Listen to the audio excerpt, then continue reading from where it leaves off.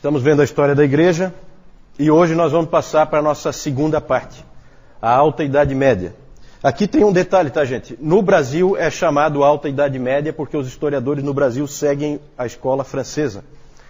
Para os franceses chama-se Alta Idade Média. Não há acordo sobre a Idade Média. Na verdade, a Idade Média tem 1000 anos e não há acordo na subdivisão da Idade Média. Para os americanos, a Alta Idade Média é o contrário, no final da Idade Média. Né? Para nós, por causa dos historiadores franceses, a Alta Idade Média vai de 476. O que aconteceu em 476, que nós vimos, que é importantíssimo? Queda do Império Romano. Falta um pedacinho. Do Ocidente, isso mesmo. Queda do Império Romano do Ocidente, certo? Ali é o fim da Idade Antiga, início da Idade Média, na história, mesmo na história secular. A Alta Idade Média nós vamos passar muito rapidamente. Nós vamos falar então de mais 500 anos de uma maneira muito rápida, porque não tem muito detalhe para a gente entrar. Aqui a gente vai passar bem mais rápido do que nos primeiros 500 anos. Depois, no terceiro grupo de 500 anos, nós vamos com um pouquinho mais de atenção. E nos últimos, aí a gente tem que ser bem mais detalhista, né? Hoje é o nosso quarto encontro, né? Hoje nós chegamos à metade, certo? Então vamos ver se a gente consegue manter o nosso ritmo. Pouca coisa aí, ó. Primeiro nós vamos dar um passar de olhos por todos os 500 anos, o que aconteceu. Esse primeiro item, a Alta Idade Média, mais 500 anos. Depois vamos falar da expansão da igreja cristã. Depois conhecimento e teologia, vamos ver em que pé que está a teologia nesse período. E por último temos que falar da ortodoxia oriental, a igreja ortodoxa oriental. Certo? Vamos começar então falando da Alta Idade Média, mais 500 anos. Vamos nos posicionar historicamente. No domingo anterior, no nosso último encontro, nós terminamos vendo um monte de figuras sobre os bárbaros invadindo o Império Romano. Cada vez um novo grupo de bárbaros invadindo, e eles vão aos poucos minando o Império Romano do Ocidente, e ele então desaparece. Acaba caindo a própria cidade de Roma, e aí o Império Romano do Ocidente desaparece. Resta o Império Romano do Oriente, também chamado Império Bizantino, exatamente. A Idade Média são 1000 anos, como eu disse antes. Muitas vezes é chamada de Era das Trevas, né? É claro que quem vivia na Idade Média não sabia que estava vivendo na Idade Média. Isso aí é uma classificação que vem depois dos historiadores. Por que média? Porque ela fica entre o período clássico e a modernidade.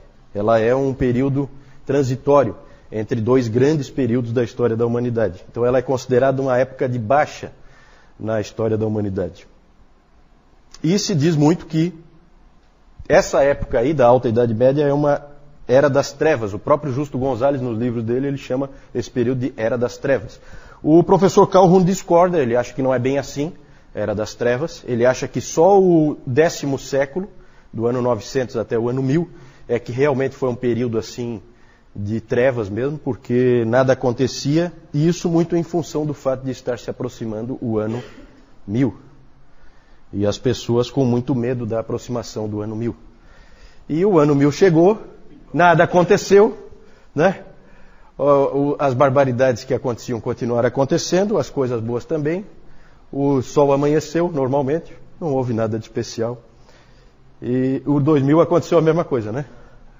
Exatamente. Esse nós vivemos, né? No 1000 eu não me recordo bem. O Newton lembra, porque o Newton... Né? Da Arca de Noé em diante, o Newton está bem lembrado. Está bem lembrado dos acontecimentos. Isso. Então nós vimos que o Império Romano não é mais Império Romano, mas também, gente, não existem ainda os países modernos que a gente conhece hoje. Isso também não existe. Então essa é a época, quem não fugiu da escola, estudou lá nas aulas de história, que é a época do feudalismo. Por que isso? Porque você tem a Europa distribuída por tribos bárbaras. E uma não gosta da outra. E essas tribos bárbaras, eles têm sede de sangue. Eles adoram guerrear. Então, eles acabavam sempre um fugindo do outro. Então, eles eram muito nômades e eles acabam ocupando toda a Europa. E eles iam forçando, conforme os bárbaros mais fortes empurravam os mais fracos para frente, eles iam entrando cada vez mais no Império Romano. Né? Foi assim que Roma foi caindo aos poucos, certo? E aí, essas tribos dividiam as áreas que eles controlavam, para manter o controle, eles dividiam em áreas menores. Essas áreas eram entregues para determinados senhores. O rei de cada tribo bárbara dessa entregava para homens da confiança dele, entregava determinadas regiões. Ó, você vai cuidar dessa região aqui, você vai cuidar dessa. E todo mundo que vivia ali naquelas regiões era vassalo. Então você tem o senhor feudal, o senhor do feudo, assim chamado, e você tinha os vassalos, que são os que vivem ali dentro daquela área e devem obediência ao senhor feudal. Então é uma época, gente, essa época é uma época em que nós não vamos encontrar muito avanço do conhecimento, nem da teologia. É uma época de camponeses, agricultores e soldados, certo? É uma época, tipicamente, as pessoas que você vai ver nessa época são camponeses, soldados, e a única coisa que dava unidade entre todas essas tribos era o quê? O cristianismo. O cristianismo. Exatamente. Então, nessa época aí, alguém disse que não adiantava você chegar para uma pessoa que vivia nessa época e perguntar para ela assim, de que país você é? Ela não vai te entender. Isso não significa nada. Mas pergunte para ela de que bispado ela faz parte e ela tem a resposta na ponta da língua. Então vejam a unidade que vem do fato da igreja estar presente no meio de todos esses povos bárbaros. Todos não, né? Os que estavam dentro do Império Romano, esses estavam sob a influência também da igreja católica romana. Nesse período nós já podemos falar em igreja católica romana, tá? A gente evitou de falar anteriormente da igreja católica romana, mas eu mostrei para vocês, nosso último encontro, no final eu mostrei um papa, que esse é o papa que é mais ou menos o marco do início da igreja católica romana, que é o papa, alguém lembra? Leão I, exatamente, Leão I. Esse papa aí foi quem primeiro foi ele que fez uma coisa interessante, que é o que até eu acho que foi a Adriana que me perguntou, pena que ela não está aí. Foi esse papa que que teve a ideia de pegar Mateus 16, versículos 18 e 19. Alguém abre para mim aí, por favor? Vamos colocar uma voz bonita aqui para falar. Também. A tua com certeza não. Falei voz bonita. Né? Mateus 16. Também eu te digo que tu és Pedro, e sobre esta pedra edificarei a minha igreja, e as portas do inferno não prevalecerão contra ela. Dar-te-ei as chaves do reino dos céus. O que ligares na terra terá sido ligado nos céus, e o que desligares na terra terá sido desligado nos céus. Todo mundo lembra desse texto, né? Como diria o Newton, todo mundo conhece esse texto. Todo mundo. Então esse texto, vejam que vocês lembram desse texto. Só que esse Papa Leão I teve a ideia de pegar esse texto e trazer autoridade para ele baseado nesse texto bíblico. Certo? Porque aí ele diz que as chaves do reino estão com Pedro e que a igreja é construída em cima de Pedro, o que num primeiro momento não resolve nada. Só que aí ele diz que Pedro foi o primeiro bispo da igreja de Roma. E que ele, pela sucessão apostólica, foi passando a autoridade e a chave para cada um dos bispos de Roma. Certo? Tudo isso aí não está no texto, né? Todos esses adendos aí, para construir a interpretação, evidentemente são ideias do Leão I, extremamente úteis essas ideias para a força do papado e para a força da igreja romana. Exatamente. A ideia da sucessão apostólica, que nós vimos em outro momento, né? Ele vai pegar essas pecinhas e construir um esquema usando uma base bíblica que vale até hoje, vocês sabem disso. Está sendo usado até hoje, isso aí está em vigor, né? Para a igreja católica romana.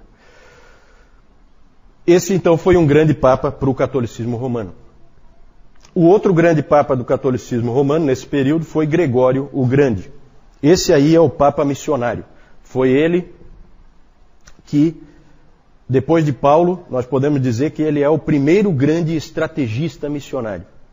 Ele realmente traçou nos mapas onde ele queria mandar missionários, quem ele queria conquistar. A expansão da igreja cristã que vem depois se deve muito a esse homem aí, Gregório o Grande. Gregório I. Depois nós vamos falar um pouquinho mais dele. Foi ele que mandou Agostinho de Cantuária para a Inglaterra. Nós vamos falar também de Agostinho de Cantuária. Não confunda com o outro Agostinho, Agostinho de Hipona, certo? É só o mesmo nome, mas não é a mesma pessoa. Aqui é em outro período. Nesse período, Roma era um grande centro do cristianismo. Qual era o outro grande centro? Constantinopla. Constantinopla é o outro grande centro do cristianismo. No Oriente, aí nós estávamos falando da Igreja Oriental, vamos falar um pouquinho da Igreja Oriental. Na Igreja Oriental, a ênfase não é tanto no poder dos papas, mas muito mais no poder dos imperadores. Lembrem-se que lá ainda existe o Império Bizantino, o Império Romano do Oriente. E o imperador tem uma influência muito grande sobre a Igreja. E um desses grandes imperadores desse período foi um imperador do VI século, que foi o Justiniano. Justiniano foi um dos grandes imperadores do Império Bizantino. Sempre que se fala do Império Bizantino, esse é o imperador que é lembrado, Justiniano. Esse Justiniano expandiu de novo o Império Romano do Oriente, né? Algumas bordas ele conseguiu levar mais para frente, em batalhas, e ele construiu grandes edifícios, ele criou muitas leis, ele é considerado um imperador legislador, e ele construiu a famosa Basílica depois o João vai mostrar, a famosa Basílica Hagia Sophia, Santa Sofia, que existe até hoje lá em Istambul, mas que hoje tinha virado uma mesquita e depois virou um museu. Hoje é um museu, né? Até onde eu sei. Essa igreja foi consagrada no ano 537 e era a maior igreja do mundo na época, certo? Inclusive se diz que Justiniano, isso é interessante, quando Justiniano entrou, quando ela ficou pronta e ele entrou então, e viu tudo pronto dentro, como ela estava, aí ele exclamou: ó Salomão, eu te superei. O cara não é fraco. Esses 500 anos, gente, foi uma época de expansão da igreja, expansão geográfica. Nós vamos ver daqui a pouco. Um dos nossos itens é sobre a expansão do cristianismo. E, nesse período, 2 nomes não podem faltar no estudo da história da igreja e no próprio estudo da história secular, nesse período do ano 500 ao ano 1000. O primeiro nome fundamental é o nome de Carlos Magno. Já ouviram falar, né? Carlos Magno. Carlos Magno foi o primeiro grande líder político da Nova Europa. Ele foi coroado no dia de Natal do ano 800. Ano 800, que século é? Isso aí é pegadinha, né? 7? Tem certeza? 8? Século? 8. 8, né? É o último ano do século 8, concorda? Todo mundo concorda? Então tá bom. Ele foi coroado imperador. Vejam que interessante. Volta de novo a figura do imperador. Ele foi coroado pelo Papa. Olha como é que é a relação. Isso aí é importante, tá? Ele foi coroado pelo Papa imperador do Santo Império Romano. Santo Império Romano. Então é comum quando a gente lê a história da igreja e a gente lê Calvino, Lutero e a gente encontra a figura do imperador. Fica estranho porque o imperador, como imperador, se não tem mais imperador? Tem, porque o Papa, junto com o Carlos Magno, bolaram essa ideia de voltar a ter um Império Romano. E o que se diz sobre o Santo Império Romano é que ele não é nem santo, porque várias barbaridades foram cometidas em nome dele, nem romano, porque a sede dele não é em Roma, né? E ele não é composto por romanos, ele é composto por germânicos, os reis são germânicos, né? E nem império, né? Porque não é tão grande assim para ser um império. Na verdade, um pouquinho de maldade nessa frase aí de alguns historiadores, porque dá para dizer sim que foi um império, pegava uma área bastante grande, o João vai mostrar depois, pegava uma parte da França, uma parte da Alemanha, todo o norte da Itália ali, Então era relativamente grande o Império Carolíngio. O Império Carolíngio é uma referência a Carlos Magno. Enquanto no norte nós tínhamos a expansão da igreja, ao sul surgiu o grande inimigo do cristianismo. O grande inimigo nesses 500 anos, o grande inimigo nos 500 anos seguintes, e o grande inimigo nos 500 seguintes, e provavelmente o maior inimigo nos 500 seguintes também. Chama-se Islã. Surgiu no século VII. Né? Toma cuidado porque muita gente diz que essas religiões antigas, judaísmo, cristianismo e o islamismo, todas surgiram na mesma época. De jeito nenhum, né, gente? De jeito nenhum. O judaísmo é muito mais antigo que o cristianismo e o cristianismo é muito mais antigo do que o Islã. Certo? Não dá nem para comparar. Nós não vamos entrar em detalhes sobre o islamismo, na verdade nosso foco é a história da igreja, mas vocês sabem que o islamismo é fundado por um sujeito chamado Maomé, e esse Maomé morreu em 632, e nos 100 anos depois da morte dele, o islamismo cresceu assustadoramente. O João vai mostrar depois o mapa também. É assustador o cristianismo, o islamismo, o que cresceu em apenas 100 anos.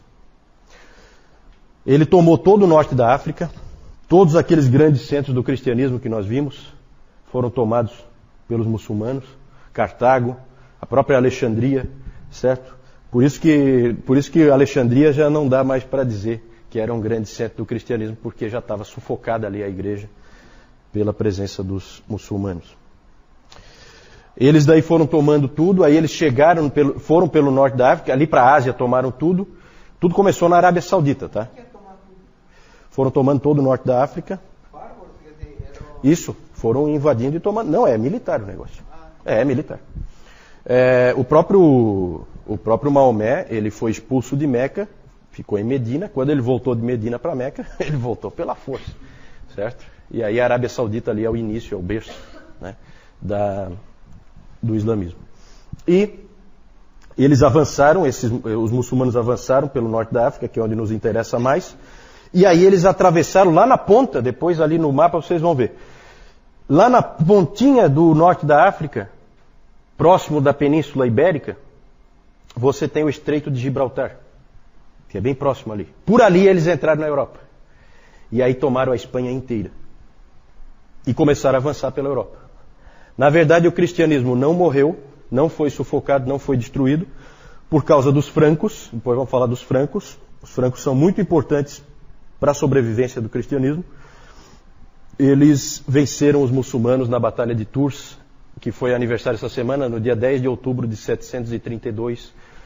Eles venceram, o Carlos Martel, né? O Carlos Martel venceu com as suas tropas o avanço dos muçulmanos e conseguiu segurá-los na Espanha, eles não foram mais para frente. E do outro lado, em 718, as tropas do imperador conseguiram também conter o avanço dos muçulmanos. Eles não conseguiram tomar Constantinopla. Constantinopla, como nós vimos na outra vez, é estratégica, e eles conseguiram manter Constantinopla de pé. Então, nas duas pontas da Europa, houve proteção, houve segurança e o cristianismo ficou na providência de Deus protegido. Senão ele teria sido varrido do mapa. E só existiria islamismo. Na Ásia. Falamos de vez em quando a gente fala um pouquinho da igreja na Ásia e na África. Por que a gente não fala aqui vocês aqui da frente? Por que a gente não fala da igreja na América? Nunca falei da igreja na América. Porque ela foi descoberta bem É isso. A América ainda nem foi descoberta. Tá certo. Depois nós vamos falar da igreja na América. Ainda não, né? A igreja na Ásia. Na Pérsia, a igreja continua, a igreja nestoriana, certo? Lembrem-se sempre, na Pérsia a igreja é nestoriana. A igreja nestoriana sobreviveu ao domínio muçulmano, porque ali na Pérsia foi tudo tomado pelos muçulmanos. E ela inclusive conseguiu se expandir. Missionários persas chegaram, no ano 635, chegaram à capital da China. A capital da China, nesse período, a China era dominada pela dinastia Tang. Eles conseguiram chegar até lá, na China.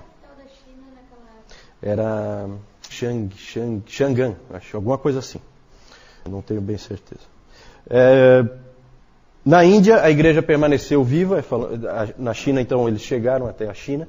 Na Índia, a igreja permaneceu viva, mas no meio de um monte de hinduístas, budistas. Então, igreja fraca, pequena, com dificuldade de sobreviver, perseguida. Né? Então, sempre foi assim. A igreja de Mar Thoma, né? Tem uma igreja lá. Mar Thoma, referência a Tomé. Certo? Lembre-se sempre, a igreja da Índia é uma igreja diferente, separada, fundada lá por Tomé. E na África, norte da África, já falei, os muçulmanos tomaram conta de tudo. A igreja conseguiu sobreviver no Egito, a igreja copta.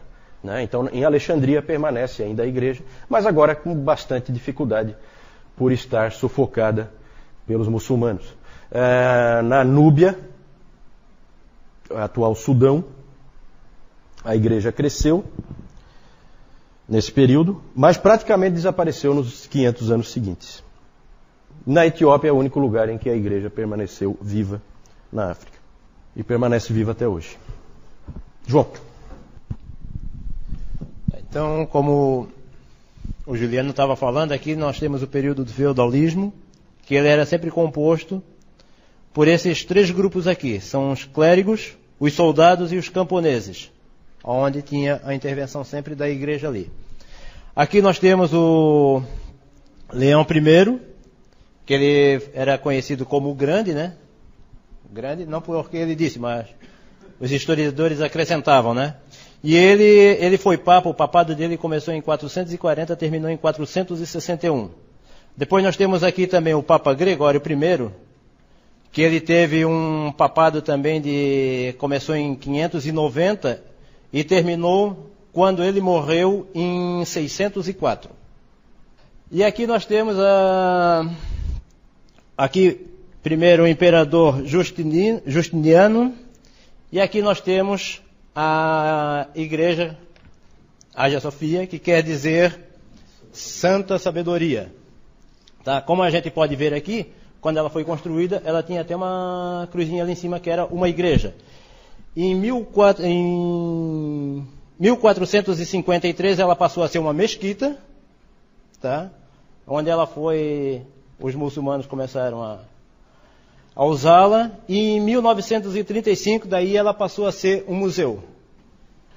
Aqui nós temos a coroação de Carlos Magno, ele foi coroado como o primeiro imperador romano, do Santo Império Romano. E nós temos aqui também Carlos Magno e o líder dos saxões.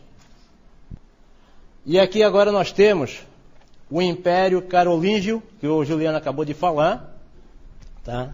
Que foi o Império de Carlos Magno. Essa parte azul aqui foi a parte que ele herdou quando o pai dele faleceu. O nome do pai dele era Pepino. E ele tinha outro irmão, que o irmão faleceu logo em seguida, então ele herdou toda essa parte aqui. Aqui nessa parte laranja aqui, foi onde ele foi conquistando. Então ele conquistou aqui todo o norte da Itália, pegou aqui a Alemanha, pegou essa região aqui, mas aqui também ele pegou. E essa parte amarela aqui é a região habitada pelos vassalos. Aqui nós temos a entrada de Maomé em Meca, tá? Nós temos a pregação do Alcorão, e aqui nós temos também a Batalha de Tours, que, como o Juliano mencionou ainda há pouco, na sexta-feira passada teve o aniversário dela, 10/10. Aqui nós temos a expansão dos muçulmanos. Ele começou aqui, tá? Na Arábia Saudita. Daí depois ele, num certo período, ele foi se expandindo, pegou o norte da África, deu um tempinho e mais tarde começou aqui também, onde ele passou aqui para toda essa região. Aqui ele passou pelo Estreito de Gibraltar, onde ele pegou aqui também a Espanha. A gente pode ver que aqui tem Espanha, tem Portugal, só que naquela época não existia Portugal, tá? E aqui também, para esse lado aqui, ele também começou a conquistar o islamismo, começou a se expandir. Eu não sei onde é que o João conseguiu uma figura em alemão ali, né? Esse João é coisa de louco.